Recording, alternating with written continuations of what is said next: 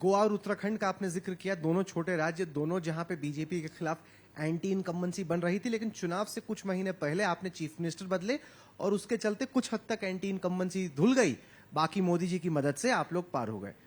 आपने यहां पे ऐसा क्यों नहीं किया? क्योंकि कई जो भाजपा के लोग हैं वही ये बता रहे हैं, अगर चीफ मिनिस्टर बदल देते उत्तराखंड स्टाइल से, गोवा स्टाइल से, तो शायद आपके लिए थोड़ा आसान हो जाता। देखिए, ये पार्टी का अपना आंकलन होता है। आपने कहा उत्तराखंड में बदला, गोवा में नहीं बदला। लक्ष्मीकांत पार्सेकर बदल के आप प्रमोद सावंत था? उसके बहुत पहले, जब हमारे पारिकर जी नहीं रहे तो उसके बाद से प्रमोद सावंत ने चार्ज लिया। ये समय को देख करके, परिस्थिति को देख करके हम करते हैं। और यहाँ हम स्पष्ट थे कि जयराम जी के ही नेतृत्व में सरकार में हम आएंगे और जयराम जी के ही नेतृत्व में सरकार में आना है। मैंने जनवरी में ही इसको डिक्लेयर भी कर दिया था और लोगों को इसके बारे में क्लियर इंडिकेशन दी थी। तो ये देखा जाता है, अब इसमें भी कोई दो राय नहीं है। पॉलिटिक्स है, सोशल मीडिया है, हर एक तरीके से कोई इश्यूज उठाने का प्रयास करते होंगे, लेकिन हम कॉन्फिडेंट हैं कि जयराम जी के नेतृत्व में हम यहाँ पर फिर से रिपीट करेंगे। आप हिमाचल से आते हैं, यहाँ पे आपने अपनी राजनीति की शुरुआत की और हर नेता का, हर शख्स का अपने होम स्टेट से एक्स्ट्रा लगाव होता है। क्या आप मानेंगे कि आपके लिए एक्स्ट्रा प्रतिष्ठा का सवाल है ये?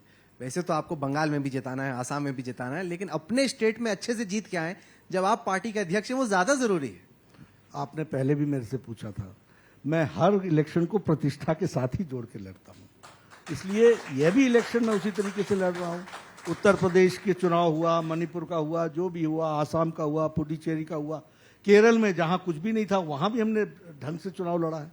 तो इसलिए हम प्रतिष्ठा मान करके ही चलते हैं। यहां से लगाव है इसलिए, और ये लगाव मेरा ही नहीं है, मेरे प्रति लोगों का भी है। तो लोग भी इसका जवाब मुझे लगता है पॉजिटिव टर्म्स में देंगे। पर क्या कभी आपको लगता है कि अगर हिमाचल के सीएम बन जाए तो वही बेहतर है? मतलब पूरे राज्य सरकार की हुकूमत होगी, आप शासन कर पाएंगे, अपना एक विजन छोड़ पाएंगे अपने स्टेट? नहीं, ऐसा नहीं है। देखिए, मैं सच बताइएगा, मनी मन तो लगता होगा। राहुल जी, आपने मेरे कंडक्ट को देखा होगा, मैं कभी भी अपने बारे में न सोचता हूं न बोलता हूं। और ऑन रिकॉर्ड है ये कि मैं यहाँ कंफर्टेबली सरकार में था। मैं एनवायरमेंट मिनिस्टर रहा, मैं फॉरेस्ट मिनिस्टर रहा, मैं हेल्थ मिनिस्टर रहा, मैं पार्लियामेंट्री अफेयर्स मिनिस्टर रहा, मैं लॉ मिनिस्टर रहा, मैं साइंस एंड टेक्नोलॉजी मिनिस्टर रहा, सब कुछ रहा। और कंफर्टेबली पार्टी का आदेश हुआ, मैंने इस्तीफा दिया और मैं पार्टी का जनरल सेक्रेटरी बनकर के दिल्ली चला गया। इसलिए ये मेरा तरीका ही नहीं है सोचने का। और आज जहां पर मैं हूं, मैं ये समझता हूं कि पार्टी ने मुझे बहुत बड़ी जिम्मेवारी दी है। And it is a historical occasion for me. It's an occasion when party is at such high peak and दुनिया की सबसे बड़ी पार्टी हो और उसका मुझे राष्ट्रीय अध्यक्ष बनने का मौका मिला हो। आप समझिए ना कि कितनी बड़ी जिम्मेवारी मुझे मिली है। और यहाँ जयराम अगर जिम्मेवारी संभालते हैं तो मैं समझता हूँ कि हम ही हैं, मैं ही हूँ। हम सब लोग इसमें बाहर अपने आप को नहीं समझते हैं। क्या आपको लगता है कि प्रेम कुमार धूमल जी को टिकट ना दिया जाना या खासतौर से निचले हिमाचल में उनके समर्थकों में इस बात की नाराजगी होना बीजेपी को महंगा पड़ सकता है? नहीं, ऐसा नहीं है। हमारे यहाँ भारतीय जनता पार्टी एक कैडर बेस्ड पार्टी है, एक आइडियोलॉजिकल बेस्ड पार्टी है। इमोशंस होते हैं, आते हैं जाते हैं। इमोशंस में कुछ लोग एक्स्ट्रा इमोशनल हो जाते हैं, वो कुछ लाइन क्रॉस भी कर लेते हैं। लेकिन इस पार्टी में सबको संभाल करके चलना, इसका बहुत अच्छी रीति नीति बनी हुई है। इसलिए सबको लेकर के चलना और इस तरीके से कोई सेंटिमेंट्स हमारे विरोध में जाएंगे, ऐसा नहीं है।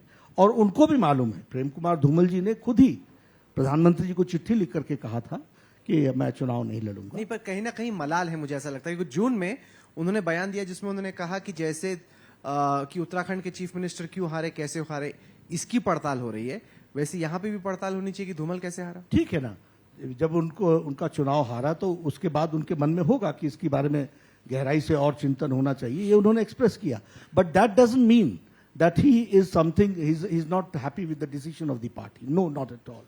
ही is very much in the ambit of the party structure and he is himself a very disciplined soldier of the party. तो ऐसा मैं नहीं मानता। कांग्रेस जिस तरीके से कैंपेन लड़ रही है उसको आप कैसे देख रहे हैं? क्योंकि बाहर बैठे लग रहा था कि सारा उनका ध्यान भारत जोड़ो यात्रा पे है, राहुल गांधी के साथ है, लेकिन यहां पे लग रहा है कि अंडर द रेडार उन्होंने ठीक ही ठाक अपना कैंपेन खड़ा कर दिया है।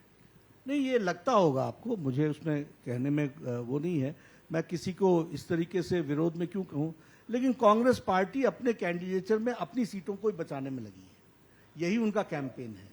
तो ठीक है, अब ये मैं पहले भी कहता हूं, ये रणनीति का विषय होता है, इसलिए मैं स्ट्रैटेजी को ओपन करूं और उनकी कमजोरियां आपको बता करके वो दुरुस्त हो जाएं, और मैं I will be able to score a point. No, I will not score a point today, I will score a point on 8th of December.